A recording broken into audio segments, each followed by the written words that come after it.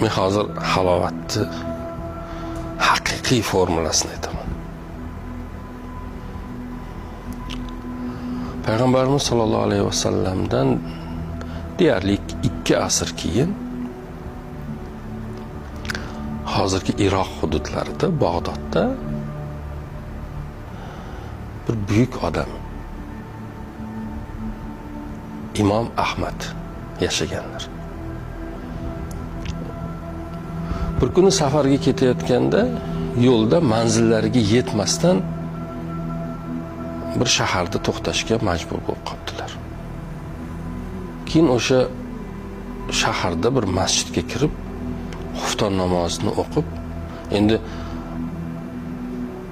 u paytda odamlari bugungilarga o'xshamaganda, bo'lmasa Imom Ahmadni tanimagan odam bo'lmagan, dovrug'i dunyoga doston bo'lgan odamlardan.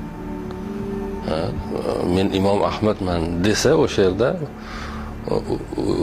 ya'ni uni mehmon qiladiganlar, boshiga ko'taradiganlar juda ham ko'p bo'lgan, lekin odamlar shunaqa siniq odamlar bo'lishganda bir masjidga kirib xufton namozini o'qib, o'sha yerda dam olib, ertalab tong yorishsa yo'lga chiqaman, yo'limda davom etaman tursa, boyagi masjidda qorovul kelib qolib, sen kimsan? Men bir musofirman. Yo, masjidda qolish mumkin emas. Nima qilyapsan bu yerda? Chiq masjiddan. deb, men musofirman, xuftonni o'qidim. Bomdodni o'qib yo'limda davom etaman, boshqa qoladigan joyim yo'q. Yo'q, masjidda qolish mumkin emas deb haydab solibdi-da. Masjid ichidan chiqib, masjid hovlisiga chiqib, bir burchakda o'tirsalar, oradan ozgina vaqt o'tgandan keyin yana yonlariga kelib, "Sen hali ham bu yerda o'tiribsanmi? Men senga nima dedim? Chiq, qaqa boraman" desa, oyog'idan sudrab ko'chaga chiqartdi. Yo'lda ro'parasida bir novvoy yigit yashar ekan, novvoylik qilar ekan. Voqeaga guvoh bo'libdi va Imom Ahmadning yoniga kelib, "Musofir ekansiz, istasangiz meni yonimda qolishingiz mumkin ertalabgacha.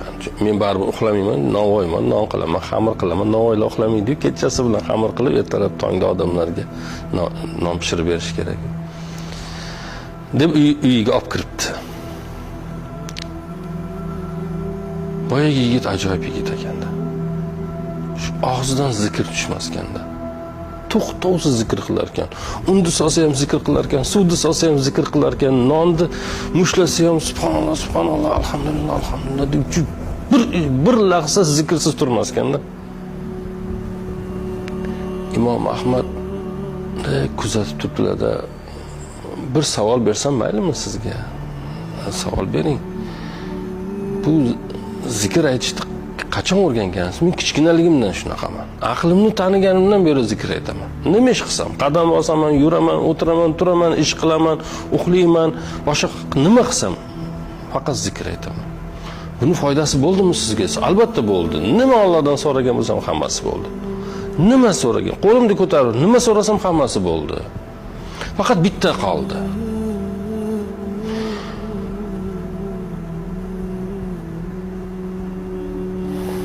Shu Bag'dodda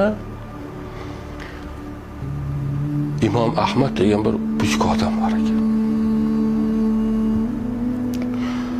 O'shani ko'rishni so'raganman duo qilib. Bir ko'rsatsang, Allohim bir uchrashtirsang deganman. Shu qoldi. Shu duom hali amalga oshmadi deganda Imom Ahmad aytgan ekanki, o'sha duoyingiz, zikrlaringiz Imom Ahmadni oyog'idan sudrab ozga olib tashladi.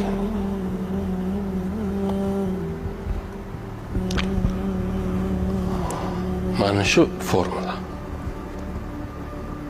Baxtli bo'lishdi, halovatli bo'lishdi. Formulasi mana shu bo'ladi. Bo'lmagan narsa u kitoblar.